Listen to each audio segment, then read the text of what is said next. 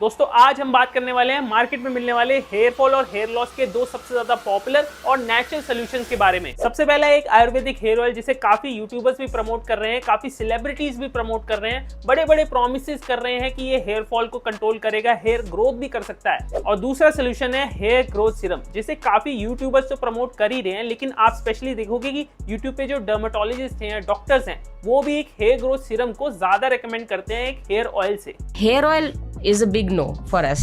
It will increase the hair fall. इससे बालों में फुंसियां हो सकती हैं, चेहरे पे पिंपल्स हो सकते हैं एंड फायदा जीरो। तो आज के इस वीडियो में हम बात करेंगे कि अगर आपका हेयर फॉल हो रहा है या हेयर लॉस हो चुका है, आप चाहते हो आपके बाल कम झड़े या फिर जो बाल झड़ चुके हैं वो वापस से आ जाएं, या फिर आप उनमें से हो जो सिर्फ ये चाहते हैं कि जो बाल ऑलरेडी स्कैल्प पे हैं वो हेल्दी रहे, स्ट्रॉन्ग रहे, तो आपको क्या लेना चाहिए, एक हेयर ऑयल या फिर एक हेयर ग्रोथ सीरम। सबसे पहले कुछ बातें क्लियर कर दूं कि मैं उन हेयर ऑयल्स की बात नहीं कर रहा हूं जो सिर्फ नाम के हेयर ऑयल हैं, जिसमें आधे से ज्यादा तो मिनरल ऑयल और केमिकल्स डले होते हैं, फ्रेग्रेंस, परफ्यूम, ये सब डला होता है। और फिर कंपनीज का कुछ मन किया तो भाई थोड़ा बहुत इसमें कोकोनट ऑयल डाल दो, थोड़ा सा आलमंड ऑयल डाल दो और सामने बढ़िया सा आंवला या बादाम लगा के आपको चिपका दो। अगर आप ऐसा तेल इस्तेमाल कर रहे हो तो वैसे भी तुम्हारे बाल झड़ेंगे और तुम जल्दी गंजे होने वाले हो। मैं उन हेयर ऑयल्स की बात कर रहा हूँ जिनमें 100% नेचुरल इंग्रेडिएंट्स होते हैं, जिसमें मेनली एक कैरियर ऑयल होता है जैसे कि कोकोनट या आलमंड ऑयल, और उसके साथ साथ कई आयुर्वेदिक हर्ब्स या एक्सट्रैक्ट्स होते हैं जैसे कि भृंगराज एक्सट्रैक्ट या आंवला एक्सट्रैक्ट, या फिर कुछ एसेंशियल ऑयल्स हो सकते हैं जैसे कि रोजमेरी एसेंशियल ऑयल या peppermint essential oil. In short मैं ऐसे हेयर ऑयल्स की बात कर रहा हूँ जो कि जेन्युइनली आपके बालों के लिए हेल्पफुल है। और मैं जिन हेयर सीरम्स की बात करूंगा ये वो बालों को शाइन और सॉफ्टनेस देने वाले आर्टिफिशियल फ्रेग्रेंस और केमिकल से भरे हुए हेयर सीरम्स नहीं है, ये है प्रॉपर हेयर ग्रोथ सीरम जो कि आपके बालों का झड़ना कम करते हैं और नए बाल उगाने में भी हेल्प कर सकते हैं। लेकिन जैसा कि मैंने पहले बताया कि कई हेयर ऑयल्स भी सेम प्रॉमिस कर रहे हैं कि वो भी बालों का झड़ना रोक देंगे, नए बाल उगाने में हेल्प कर सकते हैं, लेकिन मैं आज आपको समझाता हूं कि क्यों ये क्लेम्स एक हेयर ऑयल के लिए पॉसिबल नहीं है। सबसे पहला और मेजर डिफरेंस आएगा यूजेज में। आप ही बताओ, आपके पास एक हेयर ग्रोथ सीरम है और एक हेयर ऑयल है, आप दोनों प्रोडक्ट्स को वीक में कितनी बार यूज कर सकते हो? हेयर ऑयल की बात करें तो आप उसे वीक में 2 से 3 बार मैक्सिमम यूज कर पाओगे, और वो भी कई लोगों के लिए ज्यादा है। देखो, हम सबका जो स्कैल्प होता है वो हमारी बॉडी का सबसे ज्यादा ऑयली पार्ट होता है। सबसे ज्यादा हेयर फॉलिकल्स बहुत ही पास और डेंसली पैक्ड होते हैं, और सारे हेयर फॉलिकल्स एक ऑयल को सिक्रीट करते हैं जिसका नाम होता है सीबम। इसलिए हम सबका स्कैल्प कुछ दिन में बहुत ज्यादा ऑयली हो जाता है और पास के डर्ट पोल्यूशन से मिलके बहुत ज्यादा बिल्डअप इकट्ठा हो जाता है, इसलिए हमें शैम्पू करना पड़ता है। किसी किसी का स्कैल्प कम ऑयली होता है, किसी का ज्यादा ऑयली होता है। जिसका ज्यादा ऑयली है वो वीक में 2-3 बार तो छोड़ो, वीक में 1 बार भी नहीं कर पाता, कई बार 2 वीक में 1 बार कर पाता है ऑयलिंग। और आप एक हेयर ऑयल को 1 से 2 घंटे से ज्यादा लगा के छोड़ भी नहीं सकते।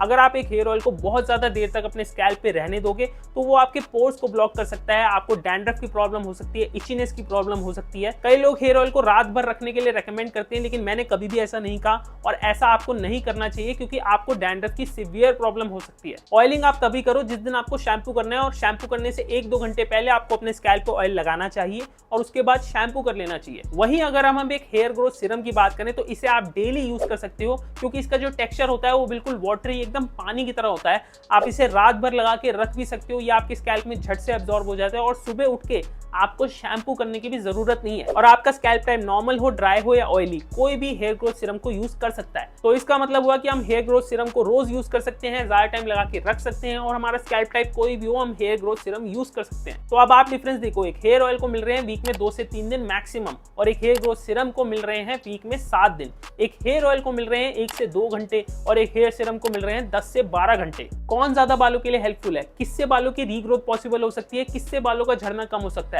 आप खुद समझ सकते हो कि एक हेयर ग्रोथ सीरम ज्यादा इफेक्टिव होगा। दूसरा पॉइंट है कि भाई हेयर ऑयल कोई नया प्रोडक्ट तो है नहीं, हमारे बाप दादा भी ऑयलिंग करते थे, हम भी ऑयलिंग करते हैं, और हमारे बच्चे भी ऑयलिंग करेंगे। लेकिन आप मुझे बताओ कि इतनी पुरानी रेमेडी पे एक भी साइंटिफिक स्टडी, एक भी क्लिनिकल ट्रायल नहीं है जिसपे मेल पैटर्न बॉल्डनेस के पेशेंट्स पे किसी हेयर ऑयल ने बाल उगा के दिखाए हो। सालों से हम सब हेयर ऑयलिंग करते आ रहे हैं, बचपन से ऑयलिंग करते आ रहे हैं, फिर भी हेयर लॉस के केसेस कम क्यों नहीं हो रहे, बढ़ते क्यों जा रहे हैं? हर कुछ टाइम में कोई नया तेल मार्केट में आ जाता है और वो कहता है कि हम हेयर लॉस का मिरेकल सोल्यूशन है, हमारे तेल को लगाने से आपके बालों का झड़ना कम हो जाएगा, नए बाल भी आ जाएंगे। पहले एक्ट्रेसेस के लंबे बाल दिखा के हमें बेवकूफ बनाया जाता था, अब ये खुद अपने लंबे बाल दिखा के हमें कह रहे हैं कि हमारे बाल लंबे हैं, आपके भी हो जाएंगे। भाई एडवर्टीजमेंट पे 1 रुपया खर्चने की जरूरत नहीं किसी तेल कंपनी को 50 मेल पैटर्न बॉल्डनेस के पेशेंट्स के सर पे 6 महीने में, 6 महीने छोड़ो 1 साल में भी बाल उगा के दिखा दे। किसी भी तेल बनाने वाली कंपनी ने ऐसा एक भी ट्रायल नहीं रखवाया। वहीं दूसरी तरफ हेयर ग्रोथ सीरम्स एक मेडिकल प्रोडक्ट है, फार्मा कंपनीज लाखों करोड़ों रुपए खर्च के साइंटिफिक स्टडीज और क्लिनिकल ट्रायल्स रखवाती हैं, जहां पे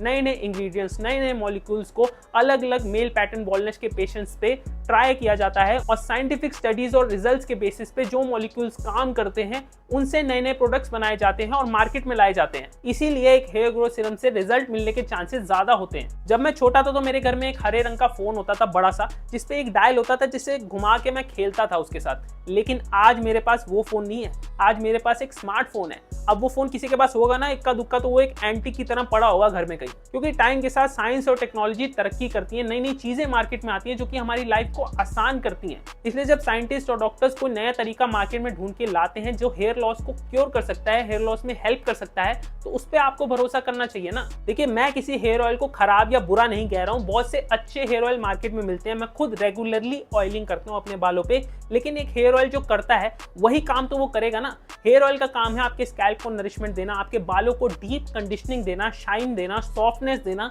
लेकिन हेयर ग्रोथ में और हेयर फॉल को कम करने में हेयर ऑयल इतना ज्यादा इफेक्टिव नहीं है। तो अगर आपका हेयर फॉल हो रहा है या हेयर लॉस हो रहा है तो आपको एक अच्छे हेयर सीरम में, एक हेयर ग्रोथ सीरम में इन्वेस्टमेंट करना चाहिए। और कौन सा हेयर ग्रोथ सीरम आपको यूज करना चाहिए उसके बारे में मैंने इस वीडियो में बताया।